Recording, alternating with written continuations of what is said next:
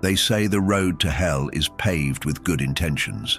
But what if the demons you meet along the way are actually the ones holding the map to heaven? For the Bandidos Motorcycle Club, the world sees leather, tattoos, and a life outside the law. They see trouble, they see outlaws, they see men who take what they want. But tonight, in the suffocating humidity of a forgotten summer in coastal North Carolina, the road they traveled wasn't about defiance or vice. It was about salvation.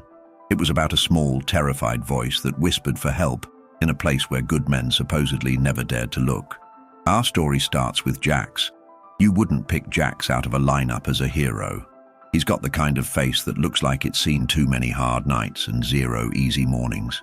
He's the Sergeant-at-Arms for the local Bandidos chapter, a position that demands loyalty, strength, and a certain willingness to enforce the rules, their rules. But underneath the heavy cut, there was a man who still remembered what it felt like to be scared and alone. Maybe that's why he was so quick to stop when his convoy of roaring V-twin engines passed a dilapidated, overgrown farmhouse set back from the highway. It was nothing more than a flicker, a momentary lapse in the rhythm of the evening ride, a small, dark shadow darting behind the rusty chain-link fence. The rest of the pack, Tank, Ghost, and the President Rooster, rumbled onward. But Jax hit the brakes, his bike kicking up gravel. "Hold up!" he barked into the comms. The others reluctantly circled back, their headlights cutting harsh beams into the twilight. Rooster, a giant of a man whose glare could melt steel, pulled up alongside. "What gives, Jax? We gotta meet across town. This ain't a sightseeing trip." Jax didn't look at him. He was focused on the house.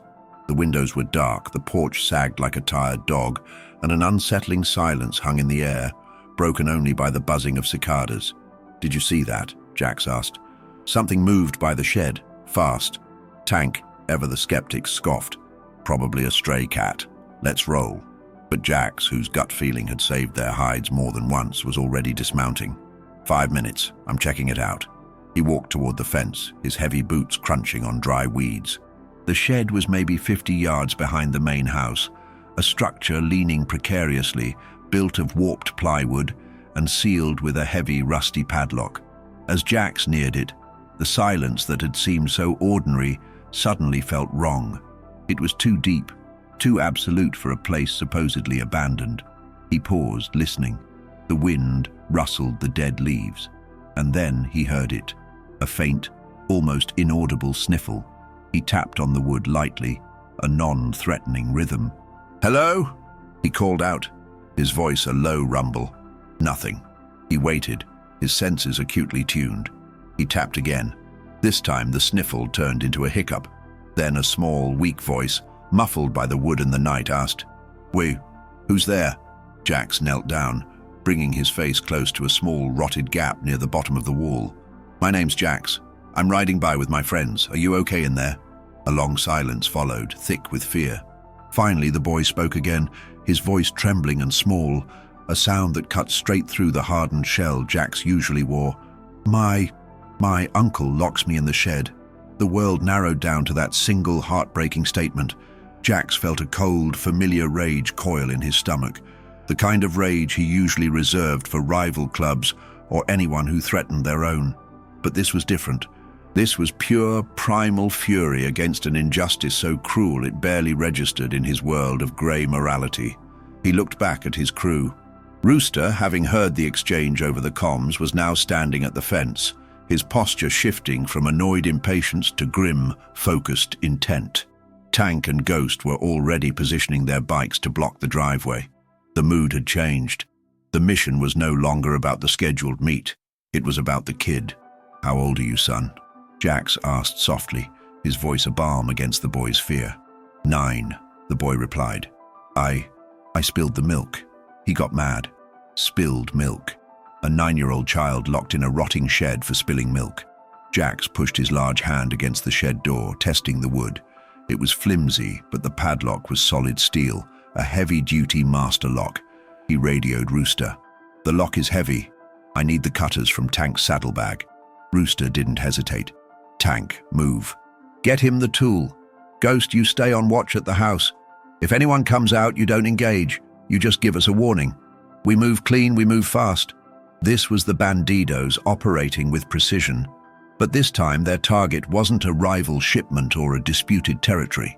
It was a simple, terrifying act of rescue. Tank swiftly brought the heavy-duty bolt cutters. The metal tools, usually associated with their illicit activities, now felt like instruments of justice in Jax's hand. He positioned the jaws around the thick shackle of the lock. "Hey, kid," Jax called out one last time, making sure his voice was calm and steady. "I'm gonna make a loud noise. It's just me breaking the lock. Don't worry, I'm coming to get you out." The boy didn't respond, but Jax felt a slight, almost imperceptible shift of weight against the door. He took a deep breath, the smell of damp earth and rust filling his nostrils. With a grunt of effort, Jax squeezed the handles. The cutters groaned against the steel. Crack! The sound echoed loudly in the quiet night, a sharp, violent noise that signaled the end of the boy's captivity. The lock fell to the ground with a dull thud. Jax threw the door open. The sudden rush of light from his flashlight beam revealed a small, cramped space, full of discarded tools, dust, and spiderwebs. In the corner, huddled beneath a musty tarp, was a boy, small, thin, and wide-eyed, his face streaked with tears and dirt. He was wearing shorts and a thin t-shirt, shivering despite the warm night. His eyes, fixed on Jax, were a mixture of pure terror and a fragile hope. Jax switched off the blinding light, dropping to one knee, making himself small. He kept his hands open and visible. "It's okay, son," he murmured. "I'm here. You're safe now." The boy stared for a moment longer. Then, in a rush of desperate movement, he launched himself forward, burying his face into Jax's leather vest, his thin arms clutching desperately at the rough fabric. The Bandidos MC was known for many things: fear, reputation, toughness, but tonight they were simply protectors. They were the ones who answered the silent call. The hardest part, however, was still ahead. The silence that followed the boy's desperate embrace was profound, broken only by the steady idle of the motorcycles waiting by the fence. Jax held the boy, whose name, he soon learned, was Ethan, 9 years old and carrying the weight of far too many years on his small shoulders. Jax pulled back slightly, scanning the boy quickly. There were bruises, old and new, subtle signs of neglect that spoke volumes about the life Ethan had been enduring. "We gotta move, kid," Jax whispered, gentle urgency in his tone. "Where are your parents?" Ethan pulled closer, his voice barely a breath. "Mom left last year. It's just Uncle Pete. He works nights. He said if I ever left the shed, he'd make sure I stayed outside forever." The fear was palpable, a dark stain on the otherwise bright promise of freedom. Jax knew Uncle Pete must have left for his night shift, which gave them a window, but a small one. The longer they stayed, the higher the risk of confrontation, a confrontation Jax was ready for, but one that could jeopardize Ethan's safety. Rooster approached the shed cautiously, his massive silhouette casting a long shadow. He saw the boy clinging to Jax, and the granite hardness of his expression softened, just slightly. "Jax, we're burning daylight. Ghost says the main door is locked up tight. We need to clear out. We can call the authorities from the road." "No," Jax said, his voice hard as tempered steel. "If we call the cops now, they'll show up. Take a report, and this kid goes straight into the system. He needs stability, not paperwork. We need to get him safe, our way." Rooster understood immediately. The system was slow, bureaucratic, and often failed the most vulnerable. They operated outside the law, yes, but their own code of conduct dictated that children were sacred, untouchable. This was a line Uncle Pete had crossed in the most vile way. Tank handed Jax a fresh bottle of water and a granola bar from his pack, an unexpected domesticity amidst the symbols of rebellion. Ethan took the bar and devoured it with the desperate hunger of someone who hadn't eaten properly in days. Ghost gave the all-clear signal. It was time. Jax scooped Ethan up. The boy was feather-light, a damning testament to his lack of proper nourishment. As they walked toward the bikes, Ethan suddenly pointed towards a small, rusty bicycle lying on its side next to the porch. "My bike." He took the chain off so I couldn't ride it. Jax stopped. This was more than just rescue. It was about restoring a piece of the boy's stolen childhood. Rooster, without a word, walked over, picked up the bicycle, and with a surprising amount of tenderness, rested it across the handlebars of his own massive cruiser. "Nobody leaves their wheels behind," Rooster declared, his voice gravelly. The silent agreement between the hardened men was clear. They were going to make this right. They reached the waiting motorcycles. The powerful bikes, which usually seemed intimidating, now felt like chariots of escape. Jax settled Ethan carefully between himself and the gas tank. "Hold on tight, partner," he instructed. Ethan gripped the leather of Jax's jacket, the sound of the engine, a deep, comforting vibration beneath him. As the four bandidos roared their engines and pulled away from the neglected farmhouse, heading for the anonymity of the open road, a beat-up pickup truck suddenly appeared in the distance, headlights swinging violently as it turned into the driveway. Uncle Pete was home. Ghost, riding tail, saw the truck slam on its brakes as the driver realized the shed door was wide open, and the men on the motorcycles were leaving with a small passenger. Rooster shouted into the comms, "Gun it! We don't stop! Ghost, keep pace! Let him see us! We gotta make him chase us! Draw him away from any neighbors!" The bandidos, masters of evasion and speed, accelerated, their silhouettes merging with the darkness. Uncle Pete, enraged, screeched his truck back onto the road and began a desperate amateur chase.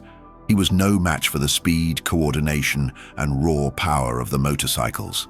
The bandidos led him on a complicated route, doubling back through the winding rural roads, using their knowledge of the area to their advantage, all while keeping Ethan safe and secure. Finally, Rooster led the group onto a major highway exit, while Ghost executed a brilliant maneuver, cutting sharply across a field and forcing Uncle Pete's truck to swerve and get stuck deep in the mud of a drainage ditch. Ghost paused long enough to make sure the truck was immobile, gave a two-finger salute, and then sped off to rejoin his brothers. The confrontation was averted, the perpetrator was contained, and the boy was free. They rode until they reached a secure location, a discreet, well-maintained compound owned by a retired club member, a place known only to a trusted few.